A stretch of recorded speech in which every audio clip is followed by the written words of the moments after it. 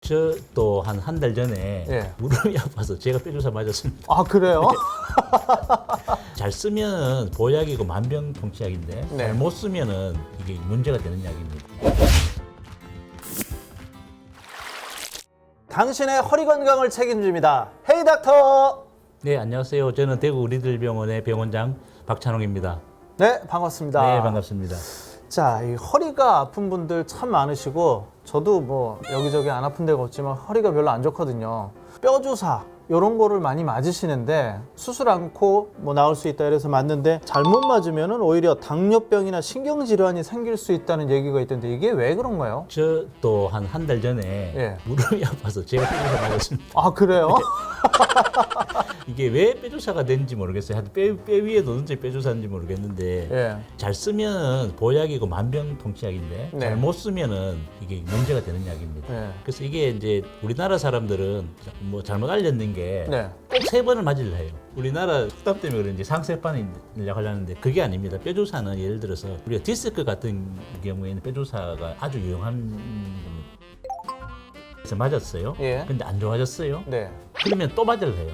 근데 3번째까지 맞으려 하면 안 좋아졌어. 아. 근데 예를 들어서 맞았는데 안 좋아지면 그 네. 뼈주사가 안 되는 거지 이제는. 아, 빨리 포기해야 된다. 빨리 요거는. 포기되는 거죠. 네. 아프시면 기가 얇아지니까 그렇죠. 요 병원 가서 한 맞아볼까 저 병원 가서 한 맞아볼까 하다가 1년 다니다 보면 그거 맞는 거면 100번 되니까 이게 큰 문제가 생기죠. 뼈주사는 한 번 맞아서 안 되면 바로 다른 방법을 찾아봐야 된다. 네, 당연합니다. 수술이 있고 시술이 있는데 만약에 병원장님 어머님이 허리가 아프시다 그러면은 수술을 하시겠습니까? 시술을 하시겠습니까? 저희 모친이 원래 이제 나이가 90이거든요.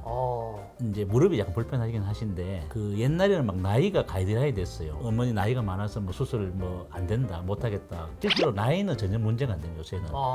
요새는 우리 병원 작년에 같은 경우도 93살 되신 분이 예. 수술 잘하고 또 잘 퇴원하셨거든요. 나이는 중요한 게 아니고 아니다. 이게 수술이냐 비수술이냐는 네. 이분이 수술해야 될 분은 수술해야 되는 거죠. 비수술해야 될 분은 비수술해야 되는데 만약에 수술해야 되는데 이제 나이도 물론 문제지만 예를 들어 다른 지병이 있어서 도저히 네. 수술 안 될 경우에는 차선책을 선택할 수 있지만 네. 기본 원칙은 수술하실 분은 수술해야 되고 비수술하실 분은 비수술해야 된다. 뭐 어머니가 아니고 할아버지 할머니가 돼도 수술을 해야 될 거는 수술을 해야 되고 네. 시술로 치료할 건 시술을 해야 된다.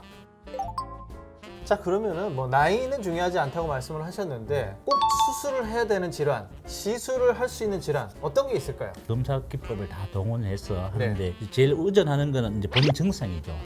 근데 예를 들어서 어떤 분은 이제 MRI 찍었는데 디스크가 정말 심하게 터졌어요. 뭐 사진을 보면 이건 뭐 괜찮습니까 정도인데 본인은 크게 안 아프신 거죠.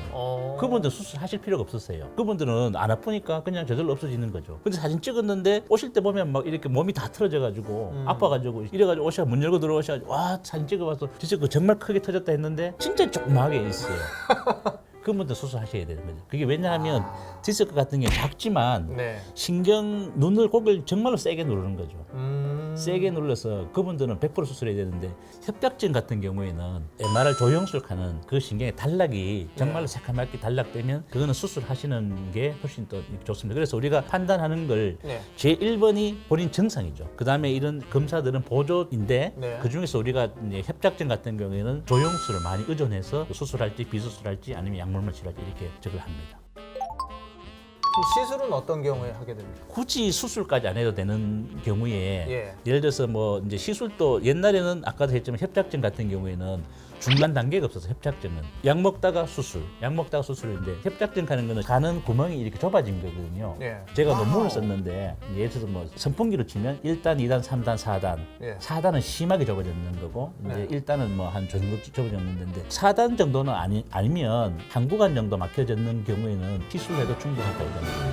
근데 이제 협착증은 한 구간만 생기는 게 아니고 여러 구간 생기거든요. 예를 들어서 예. 번호가 여기 있지만 2번, 3번 생기고 3번, 4번 생기고 4번으로 생기고 손가락으로 치면은 다 생기는 거죠. 마디마디. 예, 다 생기면 이거는 이제 뚫기가 우리 힘드는 거죠. 예. 그런 경우에는 수술을 하시는 게 훨씬 좋고 한 구간이고 3단 정도 되면 비시술로도 충분히 건칠 수 있습니다.